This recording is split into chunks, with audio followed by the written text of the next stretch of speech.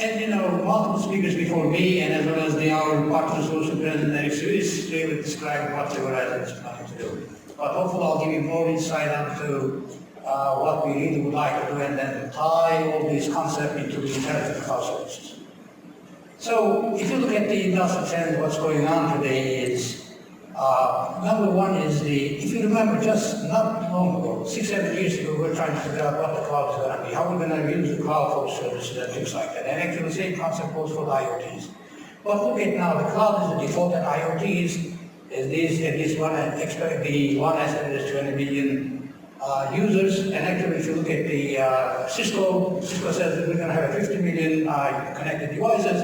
And actually you saw this morning from AT&T, they talk about 150 million devices. What that really means, we really don't know how many devices are going to be, but at the end is we are expecting a substantially increasing number of devices. Then we have if you look at internet traffic, this is 3.2 zettabytes, which is 10 to 12 gigabytes, and compare that to 2000. In the 2000, it's 0.75 zettabytes. So what does that really mean? And of course, maybe one more thing is if you look at the users, the expected users, 63% of the users by 2020 are going to be mobile and wireless users.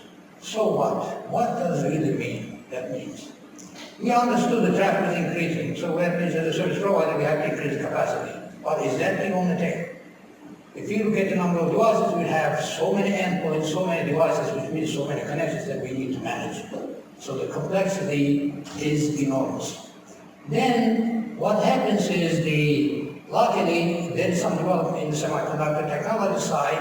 They are talking about the 5 nanometers node processing. So therefore they can increase the speed about 15%, and the power reduction is 30%. This is very crucial, because imagine that with the increase in the number of devices, you're going to have the same amount of power. I think we won't be able to stay in our offices at all. So therefore, power reduction is very crucial. Now, I mentioned the 5 nanometer devices. 5 nanometer versus the 0 is not too much really. And actually what that really means is semiconductor technology at the end is going to hit a limit, one way or another. Whether it's going to hit at the 3 nanometers, whether it's 2 nanometers, I don't know, but at the end it's going to hit a limitation. So maybe we're talking about Industry 4.0, what's going to happen after? What I believe is going to happen is we're going to go into the quantum technology, quantum computing, because we need to have those reduction in the power and also increase in the speed so that we can actually provide the computation and the storage that we need to accommodate the increase in the traffic. So what that really means is, on top of that is, we have 2 additional parameters. One is the user is dynamic. We understood that because wireless users are increasing, but also applications are dynamic. So you got these applications are dynamic, you got the users are dynamic, okay, what do you do? In the middle you have the network. So that means is you really have to have an intelligent network to deal with this. It's not just we have to have intelligence for other reasons, but at least you got to have an intelligence so that you can deal with this complexity. So of course, in addition to intelligent networks, security becoming a really fundamental issue that we need to deal with. So what do we do at Verizon? So we have we look at, do we have an intelligent network, transport network that we have? So we have multiple transport networks. We need to integrate them. We need to integrate them and also put the intelligence into those transport networks so that actually we can deliver a connectivity service, transport service, in an efficient manner. Then we build a standard-based ecosystem on top of it. And so that we can actually orchestrate them across the products and the services, but also we can also support the applications that we're going to put on top of the transport network. So on top of this platform, the standard-based ecosystem platform, we build applications. The applications we may end up with picking up the vendor-specific technologies. We also add our own operations and everything else.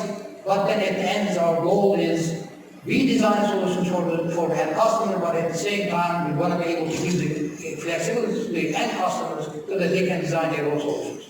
So if you remember that we had a lot of discussions about the self-management and as well as the co-management, so we can accommodate all of them. So what is it really we're trying to do? We're trying to do application-enabled services, or I call them intelligent cloud services. If you look at the picture on the right side, we have partners. We have partners on the cloud side. We also have partners, of course, from connectivity. On the left side, we have the product developers, the vendors, so that we can actually provide the global, we can connect the applications, the users, and the global ecosystem together.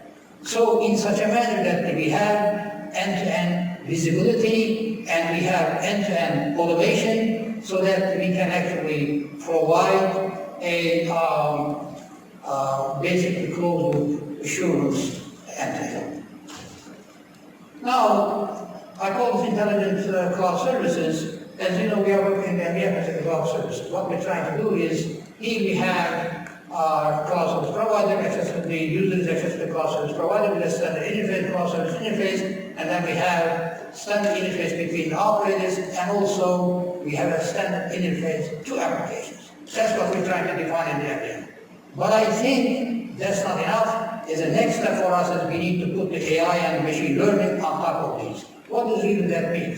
That means we need to have an AI and machine learning on each layer, starting from physical layer 1 up to the layer 7. We need to include the AI and machine learning to deal with the complexity that I defined before. So, in addition to that, Verizon is building a 5G powered ecosystem. We got a new radio. What does that new radio do? Right? People talk about this so far. Yes, we all know we're going to have more bandwidth. We can go 10 gig, and actually, if you look at it theoretically, we can go up to 100 gig.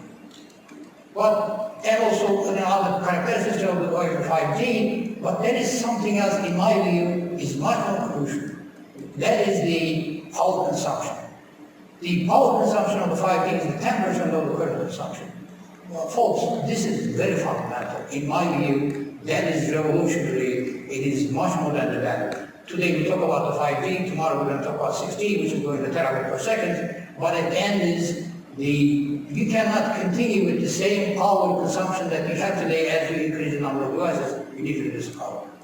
So then this will allow us to connect devices, applications, network, and of course the content. But at the end this is also very crucial now. Now we have an insight into the events that can occur, and then we can react. That is in my mind very crucial, so that I know what the user's next step is going to be for the user, that I can predict, and of course I can allocate my resources accordingly. So, a couple of things maybe you can, other applications that we talk about, but mainly I would call that the real-time enterprise. That's what 5G is going to introduce. If you look at today the retails, you talk about the online store, moving to the online store. So you don't have to go to the store, but basically you can pick your whatever you want to buy to the online, and of course you will have a speedy delivery as well. You have the drones and everything else, so that you can have a speedy delivery. There is actually one more important than anything else. I, as a store owner, I will be able to actually track my inventory through sensors. That is, to me, is very, very crucial.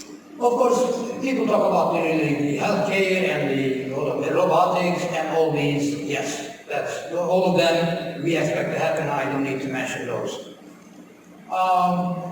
So, on top of that, we tie the 5G with SD-WAN. Why do we do that? We do that for really, number one is we want to have an end-to-end secure and application-aware routing, so that we can actually divide the network into slices, so that we can have end-to-end basically slices per customer. What is really that mean?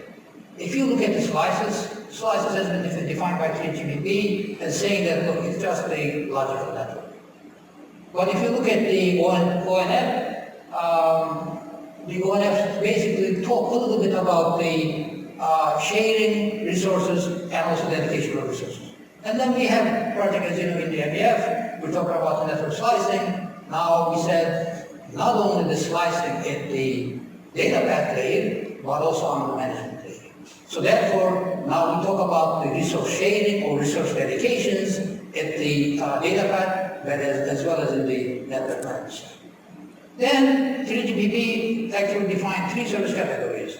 One is the enhanced mobile broadband, and the other one is the low latency communications, and the third one is the massive IoT or massive machine-to-machine communications. The most important thing maybe is the second and the third categories. In the second categories, look at the delay that is being expected. We're talking about the 3 millisecond, and actually the previous speakers, they talk about maybe 1 millisecond and maybe somewhat around that. Then, in the machine-to-machine communications, as I mentioned before, now we talk about if you think that's imaginary, maybe it's imaginary, that is, we're talking about the 1 million users per kilometer square region. Assume that is wrong. Suppose even 10,000, even 1,000, that's a substantial number to deal with. This is a very, very high level topology for a network slicer. Look at the networks, the RAN side, the wireless side. On the wireless side, we can allocate the resources per user basis. Then we go to the base station, from base station to the core, we have the front haul and the back haul. We can use the EVCs, for example, or maybe IP tunnel per customer basis. And then when you go to the core, you can do the same thing. You can have maybe MPLS, or maybe IP tunnels, MPLS labels. Then you can allocate the per customer basis. But in the network management side, then you do the same thing. This is pretty close to, not exactly the same, pretty close to customer network management concept, so that you can actually have allocated resources for the end customers, and they can manage their own services. Now, you remember we talk about the URLSC. That is the low latency computation for the network slicing. How do we achieve the 3 millisecond round trip delay? There is no way that you can go through the core network and access network and then you end up with 3 milliseconds. There is no way for us to do that. So that's why we have to now offload the traffic, put it into the edge, so that we can actually do the computation at the edge and also make local decisions so that we can accommodate that the accuracy and the delay that is requested by those applications like accepted cars and everything else. So from that is what we are actually expecting from the network is number one is embrace standards and as well as open source. I work on both sides and this is really very crucial. This is a very painful process. Those of us work in those areas, we know how painful it is, but at the end we really have no choice. We need to standardize and we use those systems. Then, of course, the integrating the cloud and the infrastructure together, that is very crucial. We need to do that integration, and that's why, as Verizon, we're trying to do that.